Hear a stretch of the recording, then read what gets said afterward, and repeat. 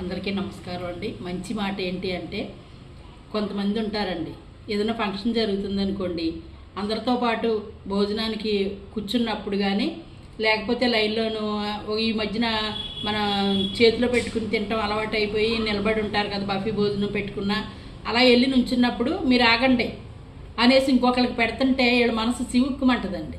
చాలా బాధపడతారు. ఎప్పుడైనా మళ్ళీ అది రిపీట్ అయిపోతూ ఉంటుందండి. చాలామంది చెప్పారు కూడా నాకు. అసలు చాలా తప్పండి అది. వచ్చిన వాళ్ళకి వచ్చినట్టు మనం లైన్లో వస్తే లైన్లో పెట్టేయాలి, లేదు ఆకు పట్టుకుని ప్లేట్ పట్టుకుని ఉన్నప్పుడు కంపల్సరీ అందరినీ సమానంగా చూడాలి పెట్టే దగ్గర. అంతే తప్ప ముసలోళ్ళు, ఈ వికలాంగులు అటువంటి వాళ్ళు ఉన్నారనుకోండి, వాళ్ళకైతే ముందు పెట్టాలి.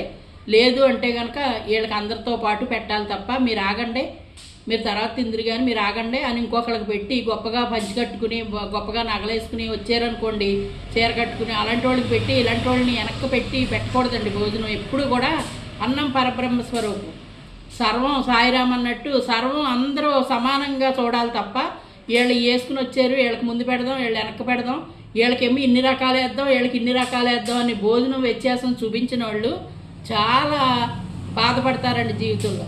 నాకు తెలిసి ఒకళ్ళు ఉండేవారండి, ఆయన పాపం ఆకలేసేస్తుందంట, ఏదో పని చేసే కాడ వాళ్ళే భోజనాలు వండి పెడుతున్నారంట.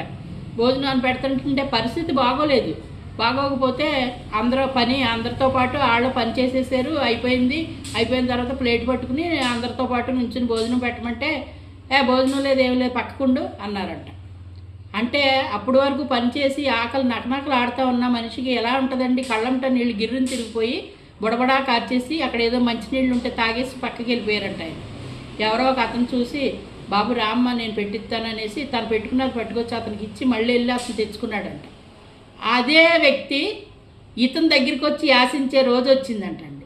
ఆయన చెప్పారు నాకు, నా దగ్గరికి వచ్చి అందరితో పాటు భోజనానికి నుంచున్నాడండి, నేను భోజనం పెడుతున్నాను పలానా చోట పెడుతుంటే నేను దానికి ఆ షాప్కి నేను ఆర్డర్నే, అప్పుడు అతని దగ్గర పనిచేసాను, ఇప్పుడు నేనే వాండర్నండి, నా దగ్గరికి ప్లేట్ పట్టుకుని నుంచున్నాడు, అతను చేసింది నేను చేయలేదండి, ఎందుకంటే అతను అలా చేయబట్టే కదా ఆ పరిస్థితి వచ్చింది, నేనేమో ఆ రోజు ఏడ్చి ఊరుకున్నాను, దాని ప్రతిఫలం నేను ఈరోజు కష్టపడి పైకి వచ్చాను, ఇలా ఉన్నాను కదా, అందుకోసం ఎప్పుడు కూడా భోజనం దగ్గర వ్యత్యాసం చూపించకూడదని ఒక నియమం పెట్టుకున్నానండి.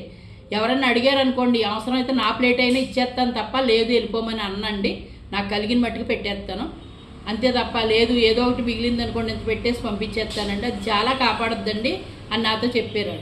చాలా మంచి పని కదండి అది, నేను కూడా అలాగే చేస్తానండి. చాలా భోజనం పెట్టి తృప్తిపరిచేది భగవంతుడు దగ్గర మనం శరణాగతి కోరినట్టే లెక్క.